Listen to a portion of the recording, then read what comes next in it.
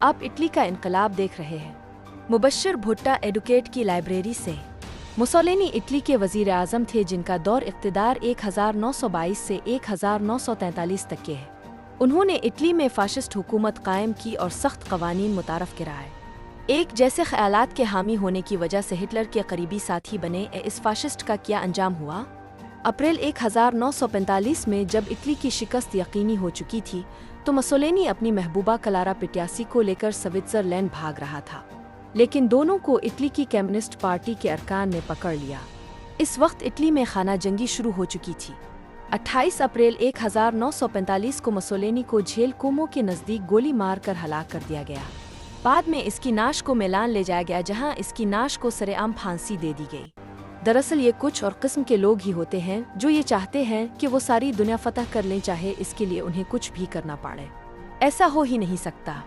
कोई भी दुनिया फतह नहीं कर सका, चाहे वो सिकंदर हो, नेपोलियन हो या चंगेज़ खान। इटली की कौम भूख की वजह से मर रही थी।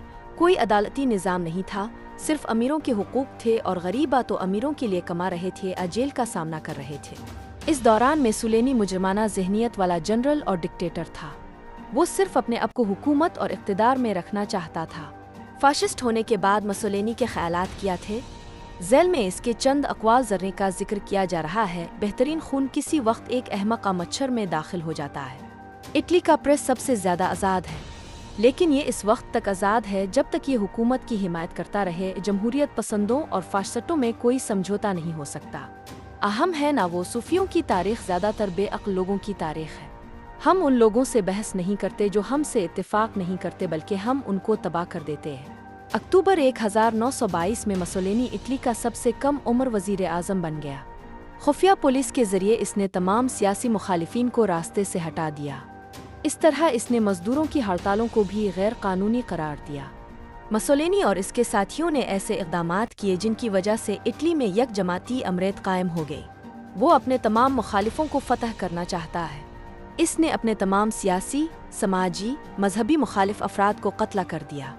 वहशियाना कार्रवाइयों ने मुल्क में भूख और नाइंसाफ़ी को जन्म दिया। इसने इसका हल जंग में तलाश किया और इटली को जंग में धकेल दिया। अब इस फ़ाशिस्ट का क्या अंजाम हुआ? इटली की शिकस्त यकीनी हो चुकी थी तो मुसोलिनी अपनी महबूबा क्लारा पिट्यासी को लेकर स्विट्ज़रलैंड भाग रहा थे, लेकिन दोनों को इटली की कम्युनिस्ट पार्टी के अरकान ने पकड़ लिया। मुसोलिनी को झेल कोमो के नज़दीक गोली मारकर हलाक कर दिया गया। बाद में इसकी नाश को मिलान ले जाया गया, जहां इसकी नाश को सरेआम फांसी दे दी गई।